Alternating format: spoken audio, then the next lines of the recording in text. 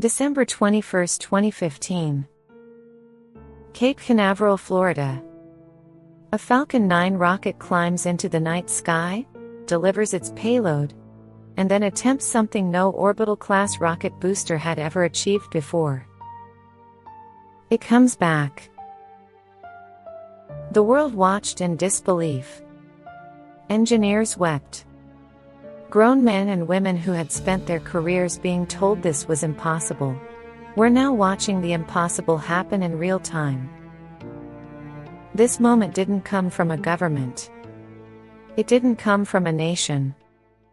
It came from one man's refusal to accept limits. His name is Elon Musk.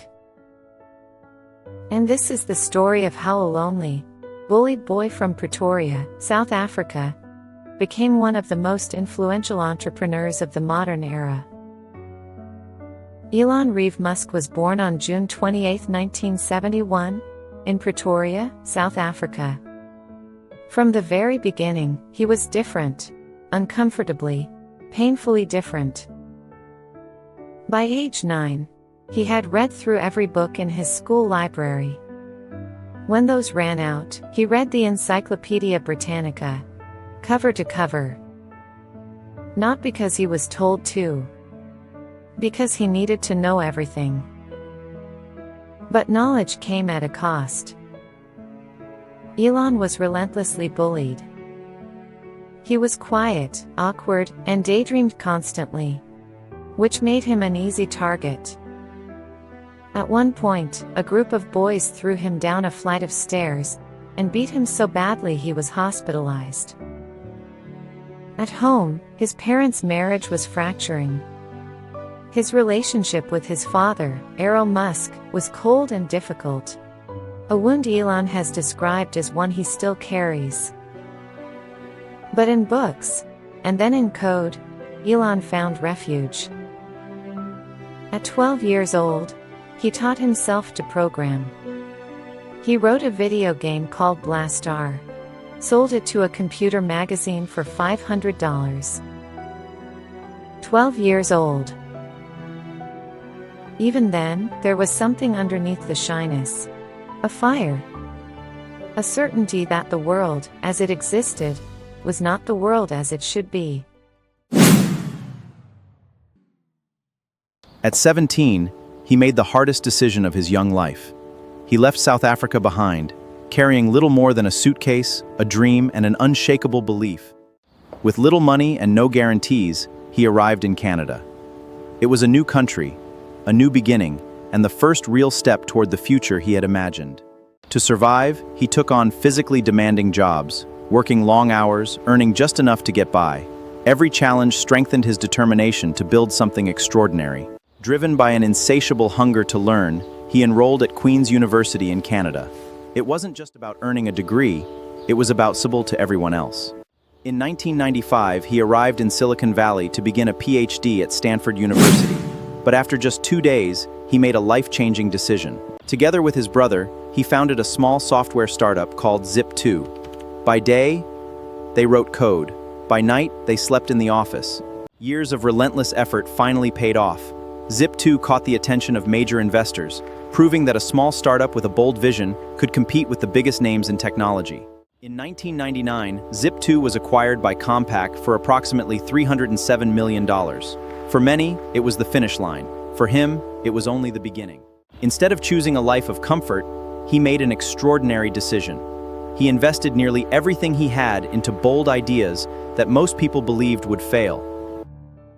Then came X.com, which became PayPal, which eBay bought for $1.5 billion. Elon Musk was 31 years old. He was worth hundreds of millions of dollars. He could have retired, bought a yacht, disappeared into comfort. Instead, he did the most reckless thing imaginable. He invested heavily in Tesla, a young electric vehicle company he later helped lead, while also founding SpaceX and backing Solar City. SpaceX, a private rocket company when no private company had ever reached orbit. Tesla, an electric car company at a time the auto industry laughed at electric cars. Solar City, a solar energy company. I thought we had maybe a 10% chance of succeeding, Musk would later say.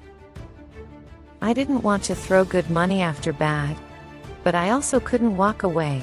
3 times, the Falcon 1 rocket failed. 3 explosions. 3 crushing defeats. By 2008, SpaceX was nearly out of money. Tesla was hemorrhaging cash. Musk's personal fortune was nearly gone. His marriage had ended. His closest friends were urging him to stop.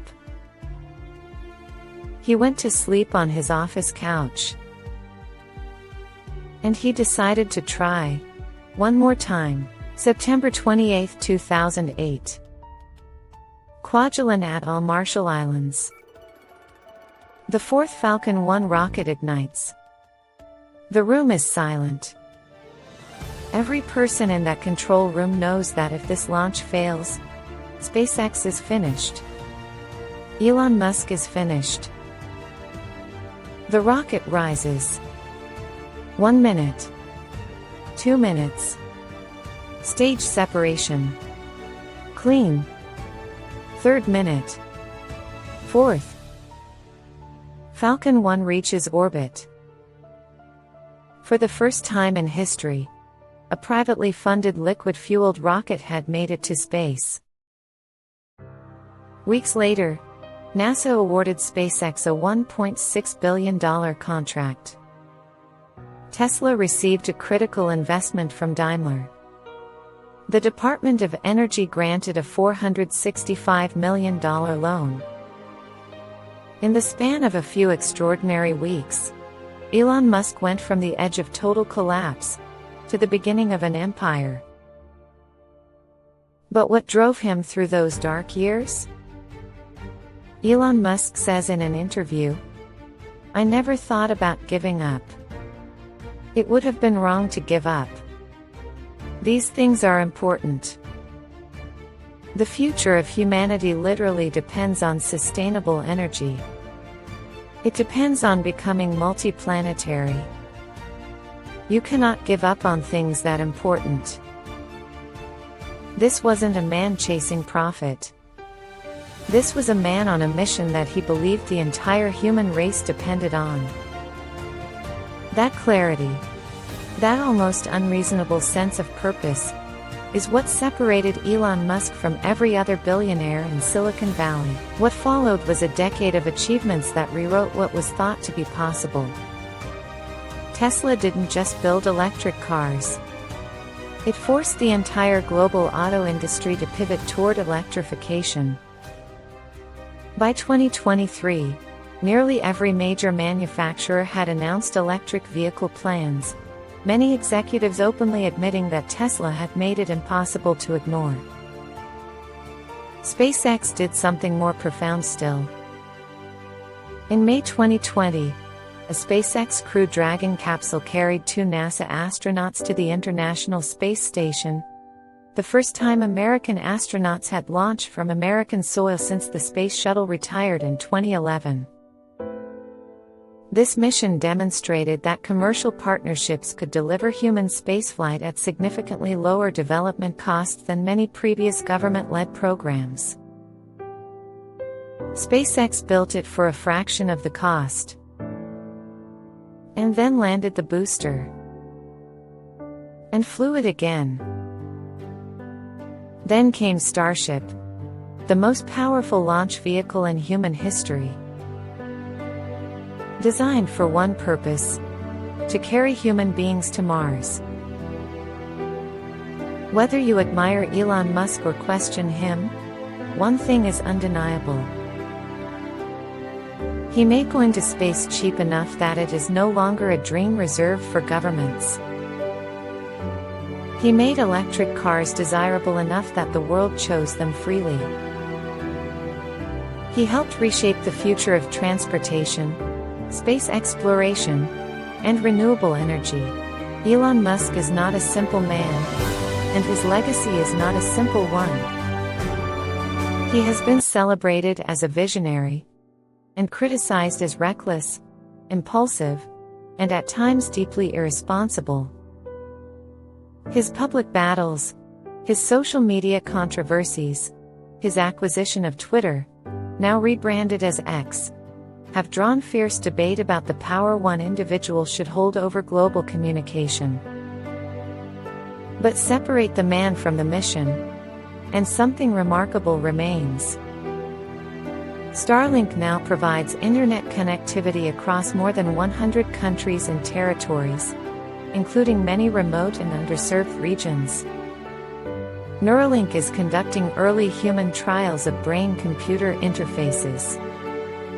Tesla's battery technology is reshaping the global power grid.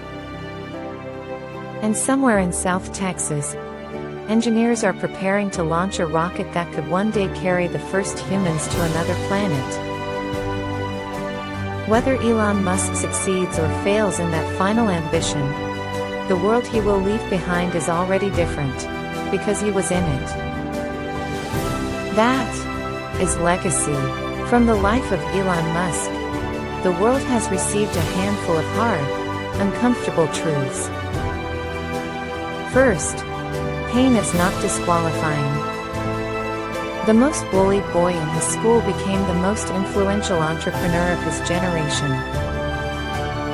Second, purpose outlasts fear. When everything collapsed in 2008, what kept him going wasn't confidence. It was a reason bigger than himself. Third, reasonable people don't change the world. Every great leap in history has been made by someone who was told they were being unreasonable, and chose not to care. The future does not belong to those who accept it as it is. It belongs to those who are furious enough to build a better one.